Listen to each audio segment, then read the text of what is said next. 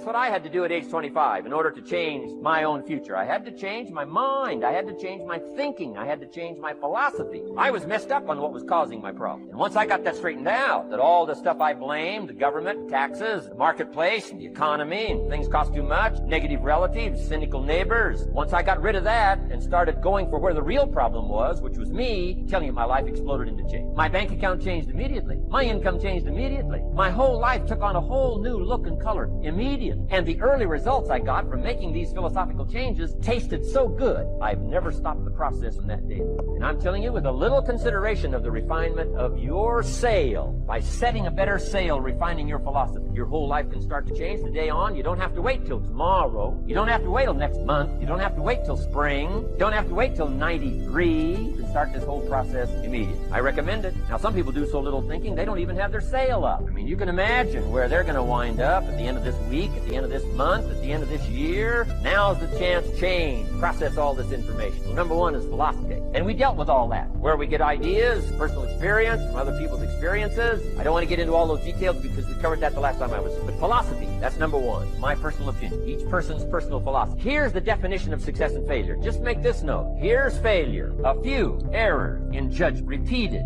every day. Now you can automatically assume, Mr. Rohn, I say, I can understand that. A few errors in judgment repeated every day. For 6 years, I'm with my father. I think I told this story the last time I was here. My father, 88 years old, he's never been ill, still hasn't retired. Not long ago, midnight, we're getting ready to go to bed. Drilled a new well, got some extra water, got some more acres going, he's all excited. At midnight, we're getting ready to go to bed. My father's eating what he calls his midnight snack. A little bite to eat before you go to bed. Don't have to go to bed hungry. And I'm watching him eat this midnight snack. Guess what he had? An apple, a few graham crackers, and a glass of grapefruit. I said, no wonder my father's so healthy. My mom taught us all those good health practices. Taught me when I'm growing up, right? I'm an only child. I've never been ill. Passed the big 5-0 some time ago. My 2 daughters, 32, 33, never been ill. My grandkids, never been ill. I'm telling you, the legacy lingers on. As I watched my father have this midnight snack, suddenly occurred to me. I know that's part of it. An apple, what? A day. That's gotten to Dallas-Fort Worth, right? An apple a day keeps the doctor away. Good question for this intelligent audience. What if that's true? You say, well, Mr. Rohn, if that's true, that would be easy to do. Then what's the problem? It's easy not to do. It's easy not to adopt it as your own personal philosophy. Or the guy messed up the saying. Guy says a Hershey bar a day. You say, no.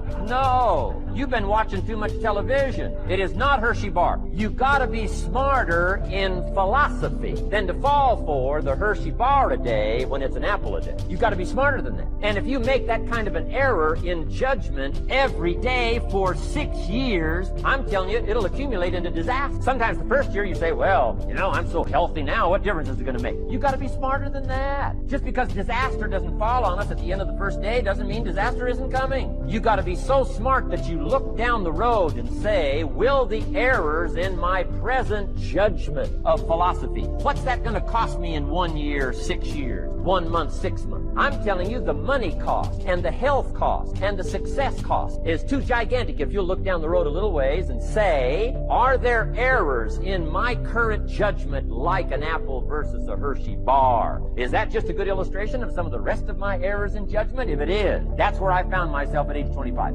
I was parked. I knew I could do more. But when my mama died, it took something out of me. When I went through a divorce, it took something out of me. When my best friend died, it took something out of me. I parked. And somebody said that life is like an onion. You have to peel it one layer at a time. And sometimes you cry. Life's going to happen to you when you have a dream. You're going to get slapped around. And don't take it personal. Don't ask, why did this have to happen to me? Why not you? Who would you suggest? You want to give us some names, some email addresses? And don't tell everybody. 80% don't care and 20% glad it's you. It's called life. Suck it up and move on. Get over it. It happens to everybody. Here's the other thing is you look at your goals and look at your dreams. When you're going through some stuff, repeat out to me, please. When things go wrong, don't go with them. Yes, write that down. When things go wrong, don't go with them. When you're working on a business deal, you're counting on some money. Someone said you will get the loan and it falls through. You have an event and the people that you thought would be there and support you you, they don't come through, or someone turns against you, or you get ripped off. It's going to happen to you. Happened to me. Someone stole all my products, my database, over 180,000 names and addresses. It's not personal. It's going to happen to everybody. It does. 8 out of 10 millionaires have been financially bankrupt. Walt Disney had 7. He filed bankruptcy 7 times and had 2 nervous breakdowns. It's called life. But I got a saying, when life knocks you down, try and land on your back, because if you can look up, you can get up. You've got the power in you to do that. You've got something special.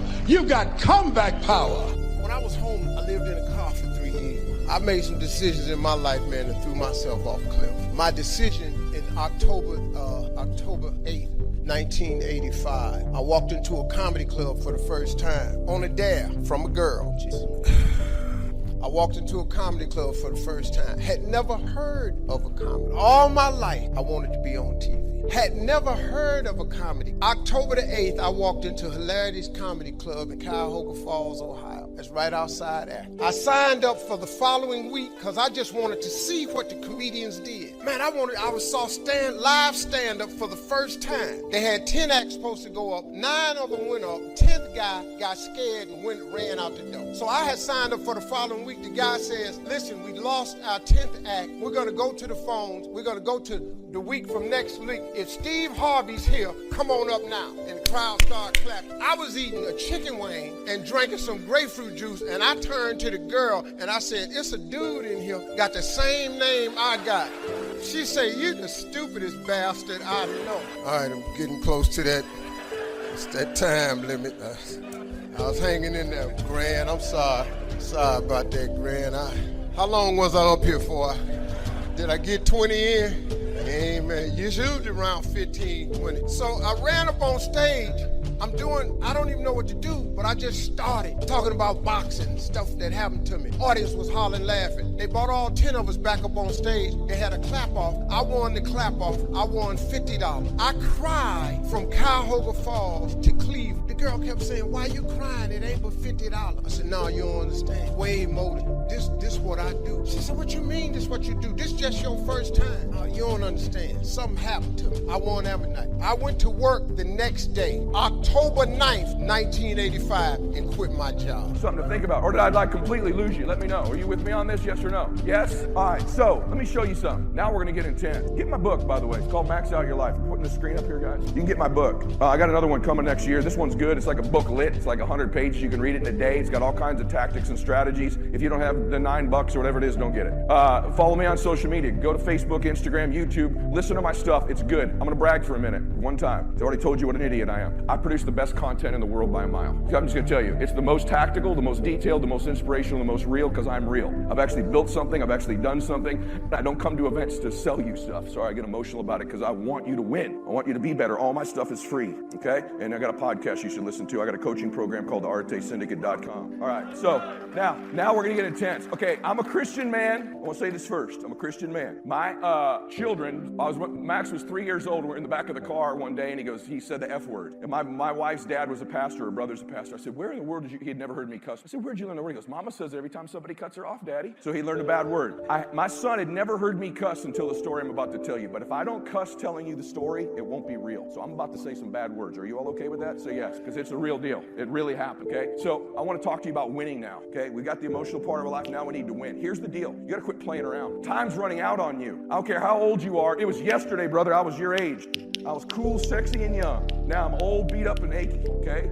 Let me tell you, time flies. Time flies. I'm 50 freaking years old next month. I can't even believe I'm saying that out loud. 50 years old next month. My son, I'm the type of dad, you can put that up on the screen. I'm the type of dad, man, because I was an athlete, I played college baseball, I played Division I college baseball. I was a good player, I wasn't a great player. I had a catastrophic injury that formed a tumor. I started to lose part of my right leg that ended my career. It probably would have ended eventually anyways, but my career ended. So when I had a son, I did not want to be that dad. Any of you have boys in sports or girls in sports, you know that dad dad. You know the dad I'm talking about? The crazy dad? The guy that thinks his 5'6", 240-pound son's gonna play in the NFL. You know that dude, right? You should laugh at him. That's funny as hell, right? Has no genetic chance whatsoever of ever playing professional sports, but this dude's gonna turn him into one. So when my son started playing sports, I'm just gonna be honest with you. My son is not athletically gifted. My daughter is. Bless his heart. In fact, Max was so bad when he played baseball, we for years could not figure out whether this poor kid was left or right-handed. And I'm dead serious when I tell you this. To this day, I still don't know. He eats right-handed, he writes left-handed, he can't throw or catch. You cannot play catch with a baseball with my son because he will probably get hit in the face. To this day, he's just not athletic. We put him in every sport. Football, flag football, he was the kid who blocked. You know which kids block, right? Right? You know what I'm talking about. Basketball, no bueno. He went an entire season and did not score a basket, okay? Baseball, which was my sport, I got on the best hitting coaches on the planet. We just called him a switch hitter because we had no idea. So finally stops playing sports. I'm like, you know what? But he's a hard worker. He's watched his dad work hard. Golf. And then, of course, when he started playing golf, left or right-handed, I had no idea. Still probably not sure. My son started playing in tournaments. We moved out to the desert. This is a picture of us. And I was this dad. I used to tell Max, hey, Max, you know Daddy loves you whether you finish first or last. You ever say that to your kids? I can't love you more if you win. My son started to take that stuff very seriously. And so we would go out, and where we lived, I moved where a bunch of professional golfers live and their son. And so the tour my son played on, your dad caddied for you. So I want you to picture, you're walking around, I'm carrying his bag 4 or 5 hours. I'd show up to the golf course, tattoos,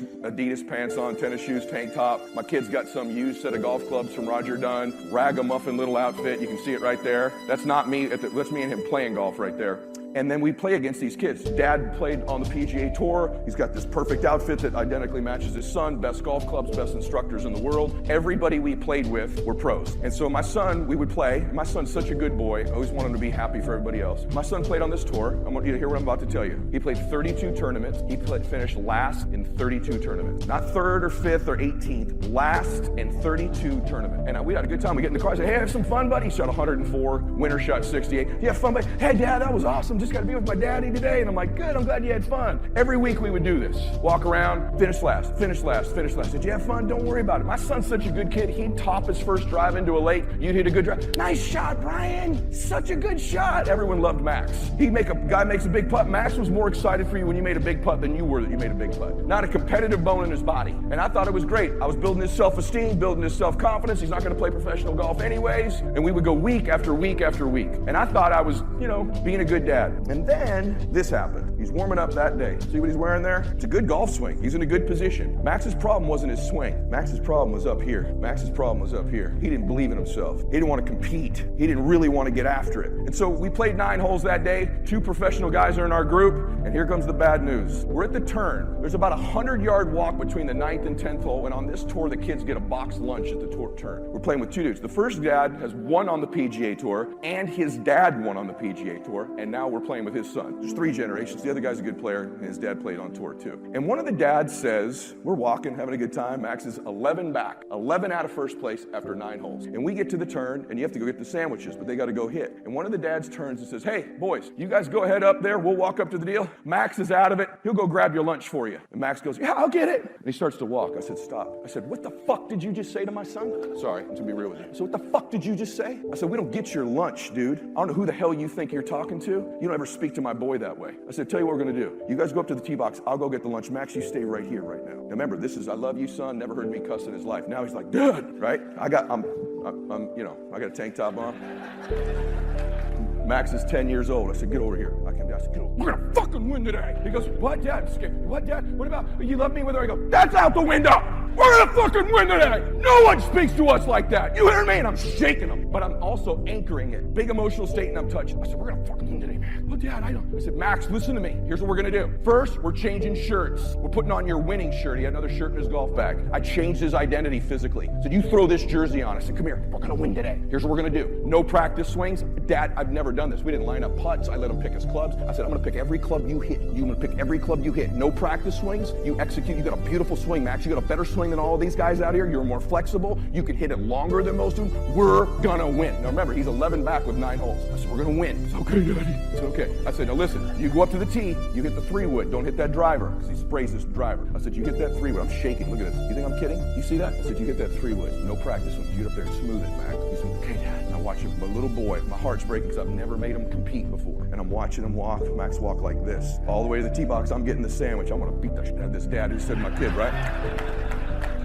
right? I'm the nice guy. I'm the Christian guy. We're gonna have bubbles and gum when we're done here. And I watch Max from a distance walk up, grabs his 3. Here's how bad Max was. You ever watch, any of you know golf? My son can't even tee the ball. I'll never forget this. You know, normal players, like, they tee it up, they get behind it. Max was always like, you know, trying to get the ball to balance on the tee. That uncoordinated. Finally gets the ball to balance on the tee. He comes back, no practice swing. Whoosh, whoosh. Right down the pooper, right down the middle. And I see it, I'm like, we're in business. And I kind of watch Max, he kind of hits it, he kind of flips his club a little bit. From a distance, I'm like, all right. I get up there, I go, give me the club, man. I said, nice shot. And I'm walking down, I said, we're gonna win today, Max. We're gonna win today, Max. We're gonna win today, Max. That was awesome, you smoked it. Your 3 wood's longer than their friggin' driver. He gets up there, I said, okay, I've never done this. Now I'm getting specific in detail. Before it was like, hey, hit a good shot. Now I'm like, look, hit this 8 iron, I want it 10 feet left of the hole. He goes, okay, Dad. I said, no practice swing. Sure enough, he gets up, hits it about 20 feet left of the hole. You got a 20-footer now for a birdie. This kid hasn't made a birdie in his life, right? We get to the green, everybody marks their ball. Normally, what's Max do? He walks up to the ball,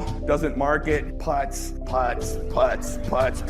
picks it up. Good putt, Ryan, nice birdie, right? So he gets up to the green, I said, hey, he gets ready to putt it. I go, you didn't even line it up. I said, take a look at the putt. He doesn't even know what he's looking at. Right? He's like, okay, Dad, yeah, all right, I got you, okay. Walks on the other side, I can walk around it, just like a pro, walks around it. He's like, okay, Dad, God's so good, you guys. He delivers the moment when you need it. Max gets over the putt. He goes, Dad, I think it's about 2 feet left to right. I don't know either, Max. I'm telling him, yeah, that sounds good, dude. Pulls the putter back, drains birdie. Okay, both those guys make bogey. Now we're 9 back. This is where God comes in. Next hole, I'm like, you know what? Smash the driver, Max, right? Smash the driver, buddy. He's like, all right. I said, you got this. Bam! Smokes the driver. All 3 boys smoke the driver, except now I watch something. Max starts to walk in front of me. Now he's walking like this down fairway. Totally different human being. I'm like, oh, he walks like me now. He's walking like his dad, right? We get down there, it's a par 5. He's got 225 yards in, 10 years old, 9 or 10 years old. He's got 225 yards. Both these other boys lay up. I said, Max, we got to make up some ground. Smash this 3 wood on the green. He kind of looks at me. I said, hit it. No practice swing. There's a lake in front of the green. There's a block wall with rocks on it in front. Max walks up. I'm like,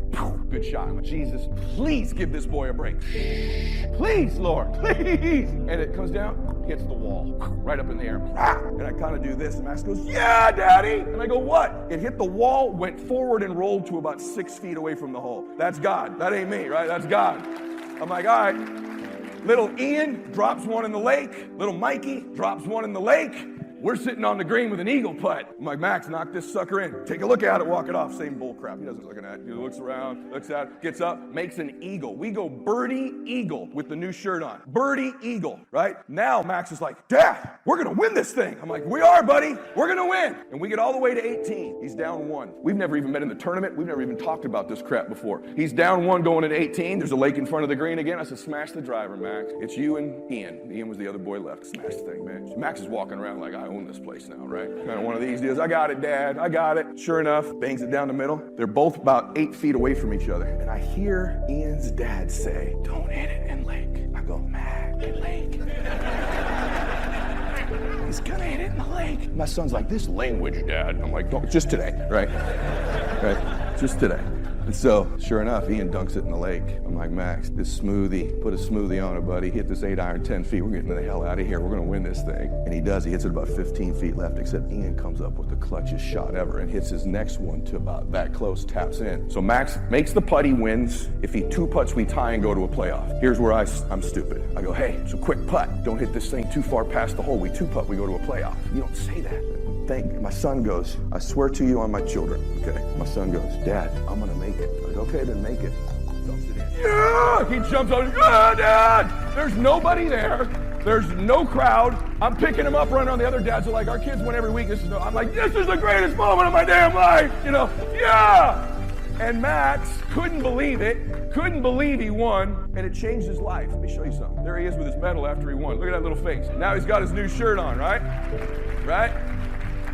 And I know you look at that picture, you're like, he still stands like an unathletic dude. I know, but still, look at that. That changed his life. This is now me and him playing father-sons. You can look at that one. What's that say right there? Mylett, somewhere on there. 64. That's a pretty good score he shot that day. And that's when he's about 14. That's me and him now, playing at Cabo. He's a little bit bigger than his dad now. By the way, he's lost 80 pounds since that picture, gotten fit. And this is him signing his college scholarship to go play golf, right? So, why do I tell you that, right? That cool? That's awesome. All right. I got chills. Why do I tell you that? Because that day, we decided to stop playing golf, and we decided to start winning at golf.